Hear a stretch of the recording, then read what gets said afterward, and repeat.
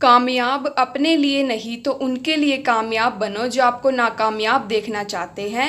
Hey guys, welcome back to my end of course yours YouTube channel learn with Sakshi. I hope you all are very well. So guys, in today's video we will discuss about अभिव्यक्ति और माध्यम के लघुत्रात्मक प्रश्नोत्तर के बारे में।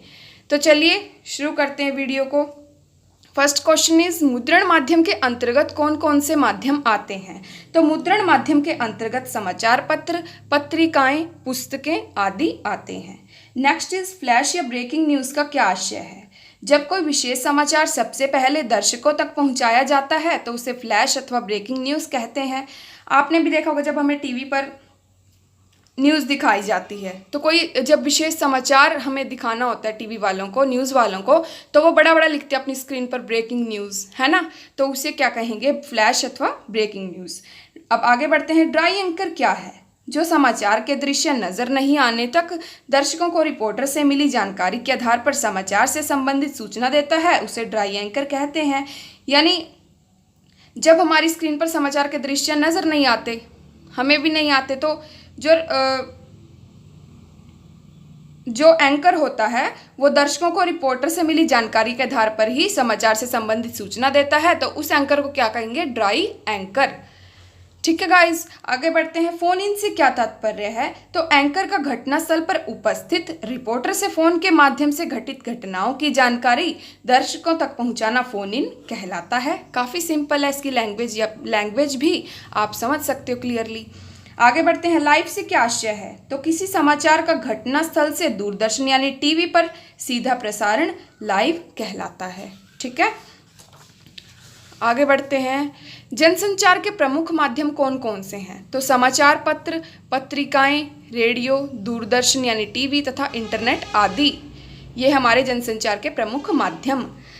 आगे, internet पर समाचार से संबंधित क्या सुविधाएं उपलब्ध हैं? तो इंटरनेट पर समाचार पढ़ने, सुनने और देखने की तीनों सुविधाएं उपलब्ध हैं।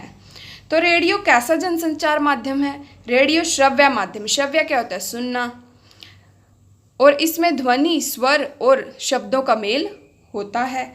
आगे बढ़ते हैं। इंटरनेट पत्रकारिता को अन्य किन नामों से जाना जाता है? ऑनलाइन, साइबर तथा वेब पत्रकारिता के नामों से इंटरनेट पत्रकारिता को जाना जाता है।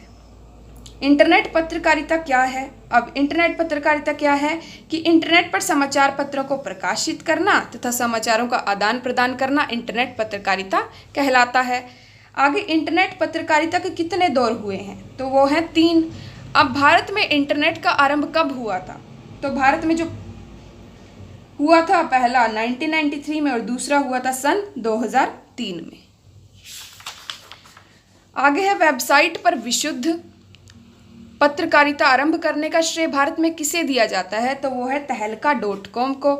पूर्णकालिक पत्रकार किसे कहते हैं? तो किसी समाचार संगठन में काम करने वाला नियमित वेतनभोगी कर्मचारी पूर्णकालिक पत्रकार कहलाता है। आगे, अंशकालिक पत्रकार कौन होता है? जो किसी समाचार संगठन के लिए एक निश्चित मानदेय के आधार पर काम करता है तो वो अंशकालिक पत्रकार कहलाता है। आगे, फ्रीलांसर पत्रकार से क्या तात्पर्य है? तो यह किसी समाचार पत्र से संबंधित नहीं होता, वह समाचार पत्रों में लेख भुगतान के आधार पर लिखता है। ठीक है, ये किसी समाचार पत्र से संबंधित नहीं होता। तो ये जो 3 है, पूर्णकालिक, अंशकालिक, फ्रीलांसर, ये आपके पेपर में कई बार पूछे जाते हैं। ठीक है, तो इसे ध्यान से पढ़ लीजिएगा। ये भी समाचार लेखन के कितने ककार होते हैं? नाम लिखें। 6 ककार होते हैं। क्या, कौन, कब, कहाँ, कैसे और क्यों। ये समाचार लेखन के 6 ककार होते हैं। आगे है, बीट रिपोर्टिंग क्या होती है? तो जो संवाददाता केवल अपने क्षेत्र विशेष से संबंधित रिपोर्टों को भेजता है वो बीट रिपोर्टिंग कहलाता है। तो रिपोर्टिंग कहलाती है जो संवाददाता, अब क्षेत्र विभाजन, क्षेत्र बांट दिए जाते हैं संवाददाताओं को, तो वो अपने क्षेत्र विशेष से जो संबंधित रिपोर्टों को भेजता है वो बीट रिपोर्टिंग कहलाती है। आगे है, पर्यावरण से संबंधित पत्रिकाओं के नाम लिखें। अब पहला है पर्यावरण एब्स्ट्रैक्ट, दूसरा डाउन टू अर्थ और तीसरा नेशनल ज्योग्राफी। अब भारत में पहला छापाखाना कहाँ और कब खुला था? ये भी याद रखना पड़ेगा आपको, और ये नेक्स्ट वाला भी।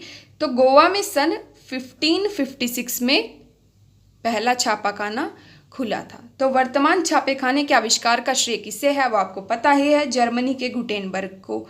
आगे बढ़ते हैं। साप्ताहिक पत्रिका सप्ताह में कितनी बार प्रकाशित होती है, तो वो 1 बार प्रकाशित होती है। आगे है भारत की प्रमुख वेबसाइटें कौन कौन सी हैं, वो है rediff.com, India Infoline, Sify, Hindu और तहलका.com। तो ये हैं भारत की प्रमुख वेबसाइटें। आगे है हिंदी की सर्वश्रेष्ठ इंटरनेट पत्रकारिता की साइट कौन सी है, वो है BBC। इंटरनेट पर उपलब्ध हिंदी का वह कौन सा समाचार पत्र है जो प्रिंट रूप में नहीं है, तो वो है प्रभा साक्षी। क्या है, प्रभा साक्षी। आगे बढ़ते हैं। तो समाचार पत्रों की विशेषताएं लिखें। तो इनकी विशेषताएं क्या है, जनता को जागरूक करना, शिक्षित करना व सचेत करना। तो ये जो समाचार पत्र हैं ये लोकतंत्र के पहरेदार तथा जनमत को जगाने का कार्य करते हैं। बीट किसे कहते हैं, तो समाचार पत्र में राजनीति, आर्थिक, खेल, अपराध, फिल्म, कृषि आदि से संबंधित समाचार होते हैं। ये आपको भी पता है, आप न्यूज़पेपर पढ़ते होंगे। अब जो पत्रकार जिस क्षेत्र से संबंधित समाचार लिखता है वही उसकी बीट होती है, यानी क्षेत्र बांट दिए जाते हैं।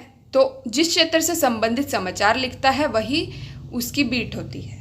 आगे बढ़ते हैं लास्ट क्वेश्चन पर। भारत के लोकप्रिय हिंदी दैनिक समाचार पत्रों के नाम लिखें। तो वो है दैनिक हिंदुस्तान, नवभारत टाइम्स, दैनिक जागरण, दैनिक भास्कर, दैनिक ट्रिब्यून, पंजाब केसरी, नई दुनिया, नवभारत आदि। तो ये है भारत के लोकप्रिय हिंदी दैनिक समाचार पत्र। आप भी बताइएगा आपका कौन सा फेवरेट समाचार पत्र है जिसे आप पढ़ना पसंद करते हैं, कमेंट बॉक्स में ज़रूर बताइएगा। तो ये थे भाई अभिव्यक्ति और माध्यम के लघुत्तरात्मक प्रश्नोत्तर। ये आपके लिए एक जनरल नॉलेज का काम भी करेंगे, आपकी जनरल नॉलेज भी बढ़ेगी इससे काफ़ी। ठीक है, तो आई होप आपको ये वीडियो पसंद आई होगी, और अगर आपको वीडियो पसंद आई है तो please please please like, share और सब्सक्राइब जरूर कर दीजिएगा। Thanks for watching, take care of your self.